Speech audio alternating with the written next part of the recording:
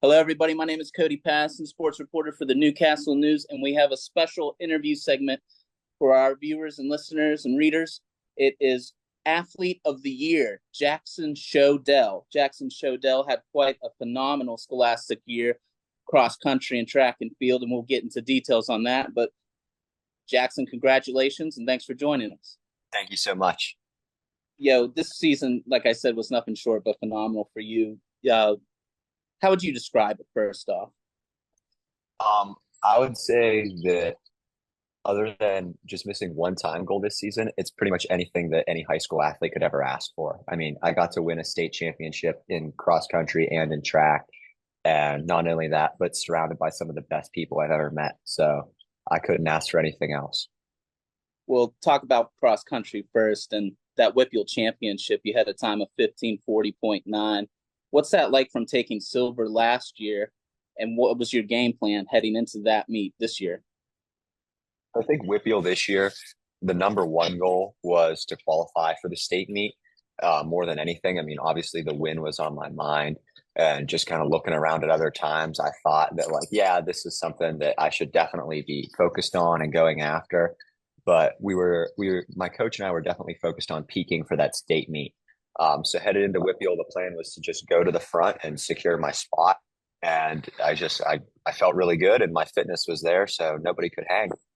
It felt great. What What's it like being the first Mohawk runner to capture that first place in WPIAL meet since 1975? The last one to do it was Dave Spears.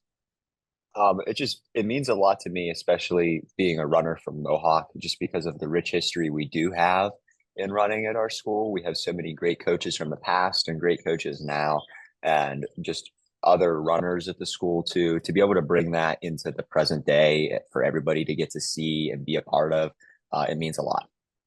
Then you reached the PIAA Class 1A mountaintop in cross country and you won gold there at 16:09. What do you remember from that day? What really sticks out? So, okay, there's so much because it was such a crazy day. Um, but it has to be like top 3 days of my life so far, just because of, I mean, not only winning that meet, but just everything that went on that day. Um, I remember waking up and I was with my buddy Scotty. Scotty had come with me out to States. Um, and we woke up and I was nervous. I always get nervous before big races like that. You have a goal set for so long and it's like, wow, it's actually here and now it's time to do this. And 3 miles goes quick when you've been doing this for a long time. So that's a lot of pressure to have boiled down to 15, 16 minutes. But I remember it was cold while we were warming up and I was nervous. And I remember standing in the start box and talking with Coach Bradle about whether or not I was going to wear my gloves or not, because it was like just on the line of like that temperature. And I'm glad I took them off because it got hot. Um, but gun went off and I was like, I know I can do this because I had done it at WPIAL the week before. And I mean, WPIAL felt not hard to say the least. I felt really in control while I was running there. Everything that I did during that race, I mean, when I surged halfway through, it was controlled. So I was like, I'm going to do the same thing here.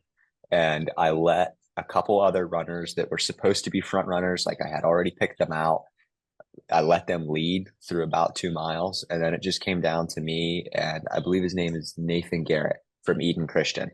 Everybody else had dropped, and I was just letting him lead. And we got to the 4 kilometer mark, and I was like, I feel like I just started the race. I had this energy, the runner's high, whatever you want to call it, still there. And I was like, I feel amazing right now. So I came past him around the curve with 4 kilometers to go. And that last kilometer was just, I mean, I felt no pain. It was just amazing. I came up the hill and I swung around. Like PIAA has a big chute towards the Mhm. finish line. And in that last 200 meters, I came around the curve and I saw hundreds of people that were runners from around the state that I knew, family, friends, and teammates, and my coach, and just seeing them. And it all came past like a blur, but just taking that in and then crossing that line and getting to greet them all after having such a good result this year, as opposed to last year that didn't end so great. it was amazing. And I don't know. Even the day that followed, when I came back home and was greeted in town with our fire department and our police department, and getting to see the rest of our school staff and classmates. And I went to a friend's party that night, and I was greeted with a bunch of guys from the track team who weren't doing cross country. They lifted me up and they carried me around the yard. I remember that. Um, it was it was incredible. Like I still to this day have dreams about coming down that 200-meter stretch. It was a crazy moment. And you mentioned it, and it's more of anything a redemption story. And you kind of talked about getting into that meet last year, and you were unable to compete. And just talk about that kind of compare and contrast, and finally being able to get a redemption, not only in competing all the way, but taking gold also. Yeah. So I think last year, the fitness was definitely there. Like I felt really good. Even taking second at WPIAL was like I was thinking in my head the year that I took second, wow, I think I could win this year. I felt really good. I had run like under 15 on flat courses already at that point. So I was like, I can do this. And I went out really hard at the state meet that year. And I was like fighting to get to the lead, kept on pushing up. And then other guys who had just as much fitness were right there with me, and they would just keep on coming up on me. And doing that, I had myself wore out pretty good by about a mile and a quarter. And it was just a really bad pain in my chest. It took me out. I passed out and stood back up and went a little bit further. And then I was like, well, this is kind of stupid. I just passed out. So ended up dropping out of the race, which really broke my heart because I mean, I was still in the top five. That would have still been a great race, even if I hadn't won it. But um, I think coming back this year, I just had a new focus and a new appreciation for racing strategy, and thinking that, hey, just because I'm the fastest guy, like around my town, doesn't mean that I am when I get to these races. And if I'm going to race there, I have to race smart to be the fastest guy. Talk a little bit about working with Coach Bradel this season. How he's helped you.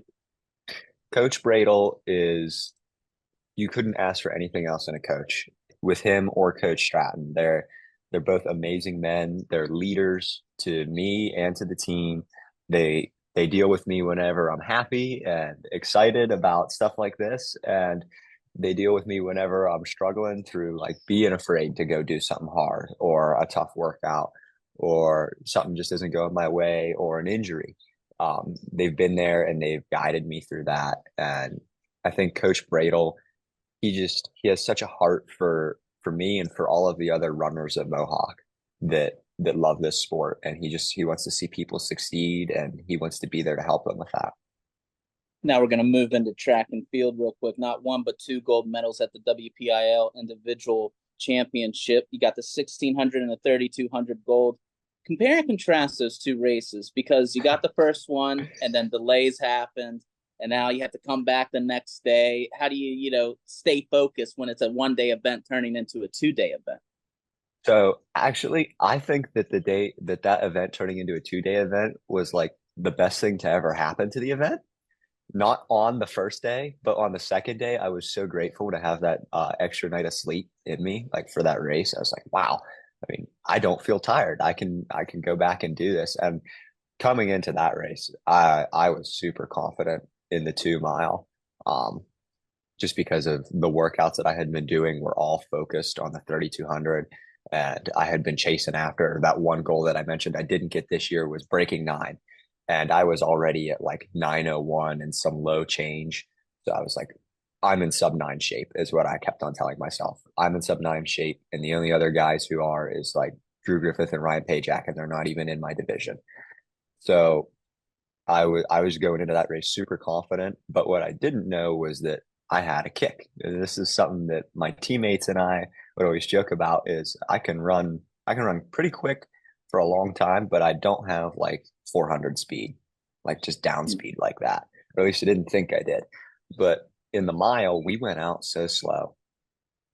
Like I think we went out in like 110, which is not fast for like a championship race like that. And we held it for like the first 3 laps. And I was like, this is nonsense with 500 meters to go. And I ended up splitting like a 58 for the last lap of that race. and it was like a 4:26 mile just because those first three laps were so slow. But having that day split into a 2 day event was super stressful the day of. Like after the mile, it started raining like an hour later, and I was like, what's going to happen? And we got sent to the van. And that cycle went back and forth a couple times, and we started dragging stuff back and forth. And before we knew it, it was 10 p.m. And we were like, well, we're resuming events now. And we had 2 hours to go till the 2 mile 6 hours ago. So, I mean, is this going to happen tonight? And then they ended up moving it to the next day, which I was super grateful for. Talk a little bit about that strategy in that mile. Is it just like everyone trying to see, all right, who's going to make the first move? Do you want to make the Yeah. first move? What's your thinking in that? So when I get into a race like that, immediately you can tell, like just by how people come off the line. I've learned like the difference between when I had my issue at States the first year and me now is I understand that there's two types of racing whenever you have runners that are equally as fast as you in the race, challenging runners. Um, and that is that people either are after the win or they're after a time. And that's decided in like the first lap, like that tone gets set. And there's really nothing you can do from there. And you have to just kind of play off of it. So like WPIAL is a great example, and States is a great example of races where everybody doesn't want to risk running out of gas too early. People know, at least the fastest guys know how fast they really are, and they're humble enough to understand how fast everybody around them is. So they're not going to go out blazing ahead and know that they're coming behind you. They're just as fit and they can come. So you want to stick around until you know that you've got enough gas to get away. Then you headed into the States, as you mentioned there, and take third that first day into 1600. Talk about that race. So that race, I'm split between really ecstatic about what I was able to do in that race and disappointed with how I got seated in that race. So this was the downside to having a tactical race at WPIAL is I only ran like 4:26. I think it was like 4:26, which by no means is slow, but is also by no means fast anymore compared to athletes around the state. And I knew that I could run much faster in a race that was not a strategy race and it was just everybody going from the gun. But we got seated, everybody from the WPIAL got seated into one of the slower heats. So me, Clark from Quaker Valley, and then Michael, who got second in the 2 mile at WPIAL behind me. We all had strategized like, hey, we're not going to make this a tactical race at state because we're in the slow heat. Let's work together. Let's get to the front. Let's see if we can steal some of those podium spots. And that was really awesome to see 30 guys who like, they're all on top of their game in their own individual events. Like Clark's an amazing 800 runner, come together to be like, hey, we were in a situation where we were being selfish in our race the week before. Let's work together and see what we can do. And so for that, I was really proud of that race. But looking back now, it's like I'm going to get seated correctly next year so I can go win that one too. The big one was next day. You got gold in the 3200 at 9:10:45. Talk about that race and just what you remember from that, what sticks out, and coming two-time state champion in 1 year, really capping it all off. So that race was like, okay, because I knew I was really fit for the 3200. At this point, I'm like, I'm super confident. I'm coming off that mile the day before where I had run 4:16. I'm like, I feel great. None of my usual like post race tweaks are even there. I'm like, okay, this is going to go well. And I was actually hoping to have broken 9. And I get there that morning and it is hot. It was really hot. It was about 80 degrees at the time we raced, I think, and it was only like 9:30. So my expectations for the time went away within like the first 2 laps when I realized we weren't on pace. And I was like, okay. And it kind of ended up being in between those two categories I talked about of races, where like I led and I was trying to push for the first lap or two. And then I kind of settled in. I did let another guy take the lead and let him break the wind for a while. And then we came through the mile at like 4:40. And that was like, I'm like, okay, this is too slow. You're leaving guys who are 800 runners playing up into the 2 mile that they can kick and they can kick harder than I can. So I started kicking pretty early. And that last mile split of that race ended up being on sub 9 pace. It was 4:27. So I was like, wow, okay, I'm definitely fit enough to run sub 9 again. But coming through at 9:10, it was like, wow, that first mile really killed us. Everybody was afraid of each other and afraid of the heat. So it was a mix of both races. But coming across the line, just again, that same feeling of maybe not quite the same as cross country because it wasn't like a redemption story. Hmm. But when I come around with 200 meters to go and I'm still feeling strong and I'm like, wow, this is happening again. And I look up and Shippensburg University, the stands is like, it's just a giant vertical slab of people. And in the upper left-hand corner, I can see a group that is on their feet. And it's my parents, it's my cross country coach, it's my cross country coach's family, it's friends that traveled who weren't even in the meet, who had driven out there just to see me and Ellie Whippo race that day.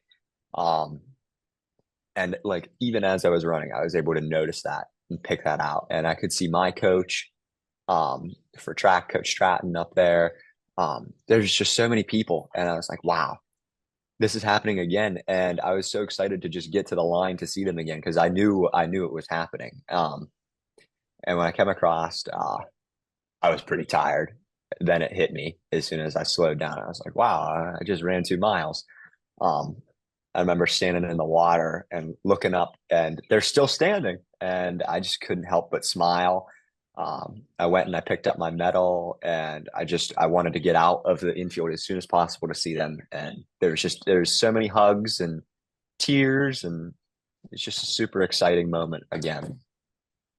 What's it like working with Coach Stratton? Every time I talk to him about you, it always seems like you guys have a great communication and you're always strategizing and picking apart races. So Coach Stratton and I have oh, he'll laugh at this when he reads this. Make sure you put it down as the morning debriefing. The He's morning. probably talked about this before. So his classroom is at the end of the hall in the school, and he's got like a little chair. He'll sit outside whenever like the buses are unloading in the morning, and I'll just come down there, and he and I will talk about what's going on running wise, or like planning for different races, or whenever maybe I'm not in season, we'll still talk about like how I'm feeling running wise, just like in training. And he always has good stuff to say, good stuff to learn from. And I think that communicating with Coach Stratton has been like super influential, not only in how I work as a runner, but just how I work amidst other runners. He has taken definitely a approach to not only be my coach, but to teach me important values about working with other runners. And it's meant a lot. Like I appreciate it day in and day out. Yeah, we've talked about it before, but maybe just to rehash it. Talk a little bit about your background in running and getting into the sports and cross country and stuff. Because sophomore year was your cross country start, and just looking for a sport essentially when you were in high school. Yeah. So my freshman year of high school, we were coming out of COVID. Everybody was finally like, okay, we're taking the masks off. People can go to stuff again. And I just remember being like, I was excited to just be in high school, like be a Mm-hmm. freshman. I was like, wow, I'm in high school now. I remember coming up here from the elementary school and thinking everything was so big. And now I'm finally like, I get to pick my classes.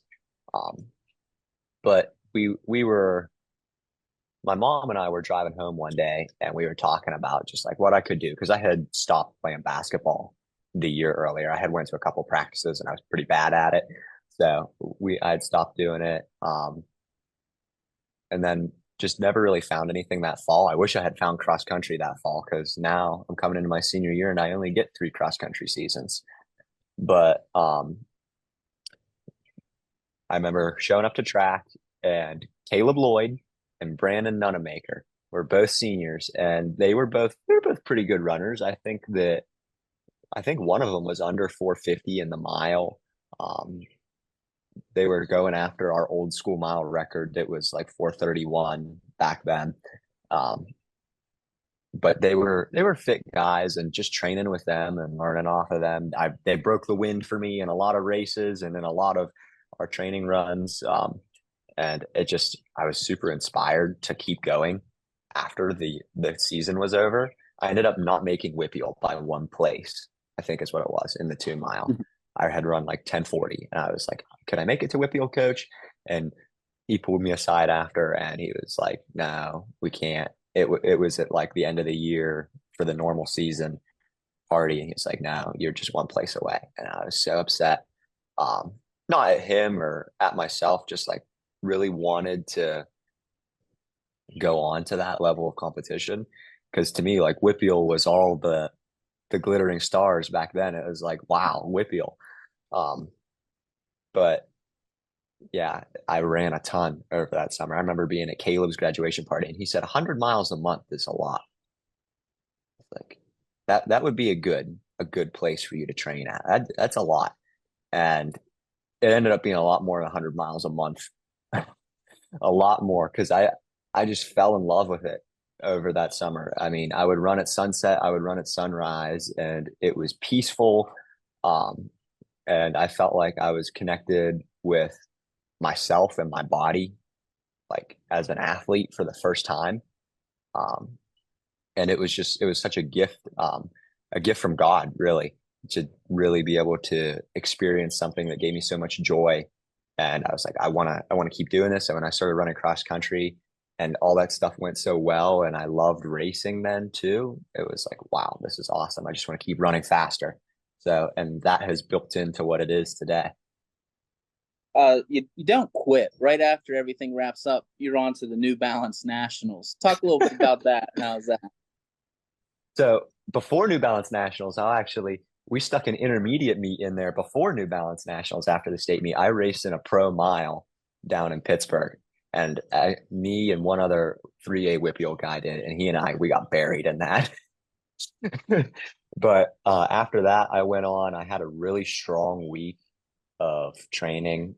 It was like back up to full mileage even because my goals this season for track was like not necessarily just the state title. Like for the 3200, I was like, yeah, I want to get that state title, but that's not it.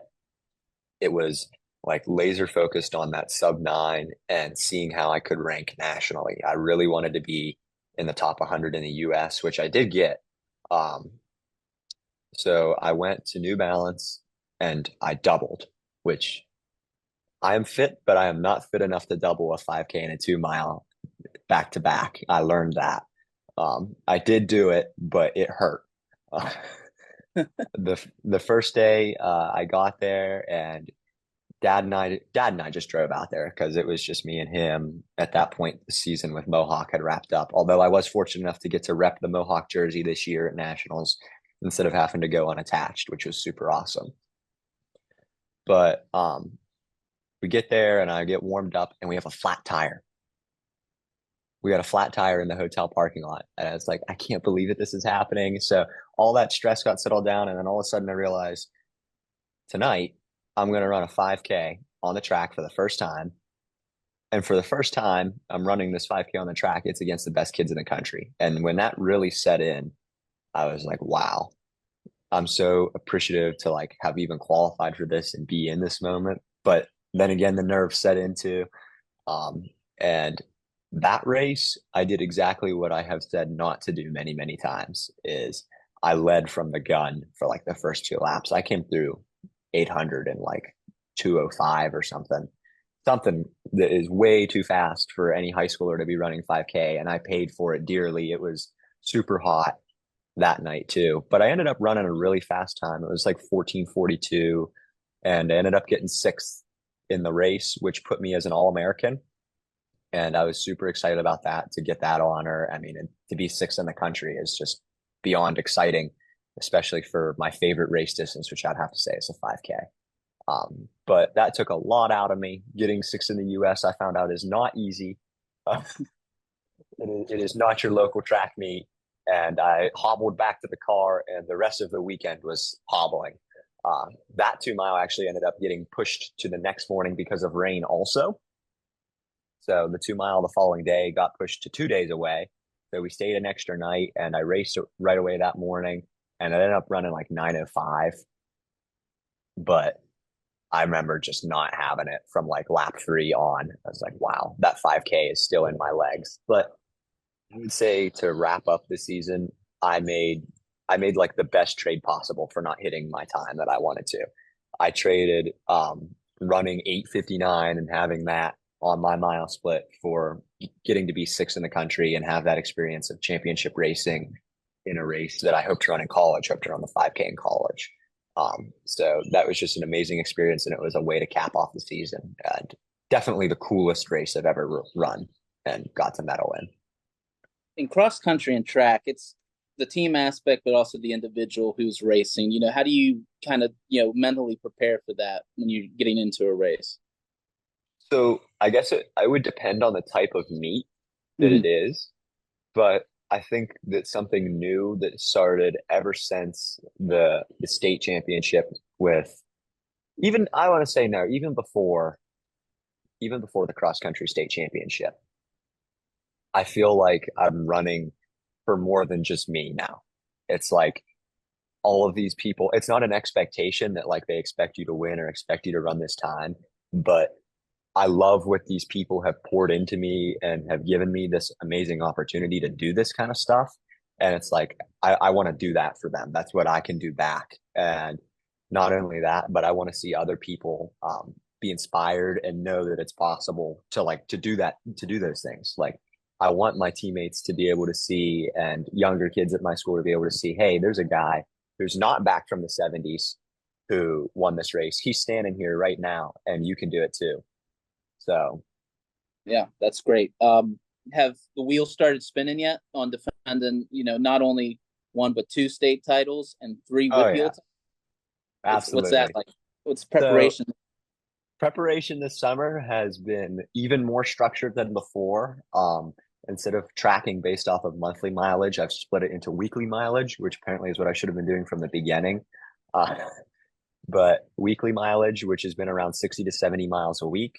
Um, just tons and tons and tons of volume. I mean, the shortest run I do on a weekly basis is like 6 miles.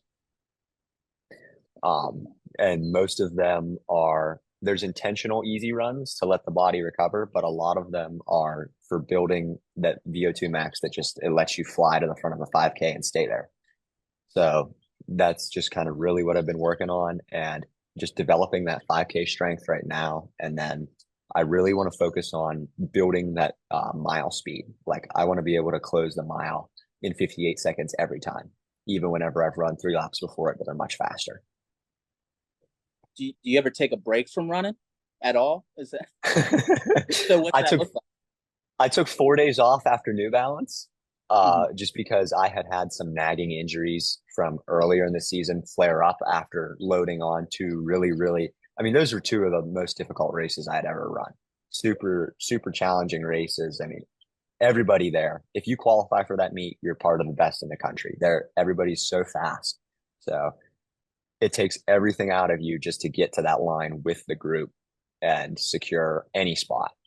So I know that whenever I was coming home, like we stopped and we walked around a college campus actually. And I was just like, Dad, we got to slow down on this walk here. I mean, like my legs were so drained. I felt like I had run a marathon almost.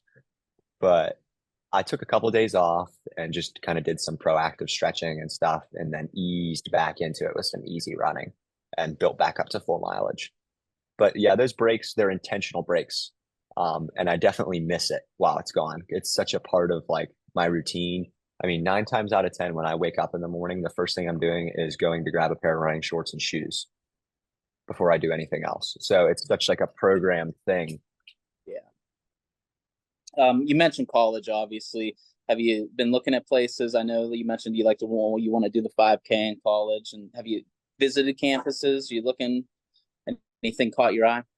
So I've visited a few unofficially, but I'm taking a bunch of official visits this coming fall with some of the schools that I had mentioned before this year and some different ones too. I really want to more than anything, and this is what I would tell any athlete going to go into college from what I've learned from other college athletes and other high school athletes that have committed already is find a place that is going to allow you to continue to fall in love with what you're doing. So like I fell in love with running and I don't want going to college to change that. I only want it to build on that. And I think that that is really what I'm looking for right now and what I'm going to be looking for in all of these visits coming up. All right. Well, I'll leave it at that, Jaxon. Thank you so much. Congratulations again on being our athlete of the year, and thank you for taking some time out of your day to talk with us. No, absolutely. Thank you guys so much.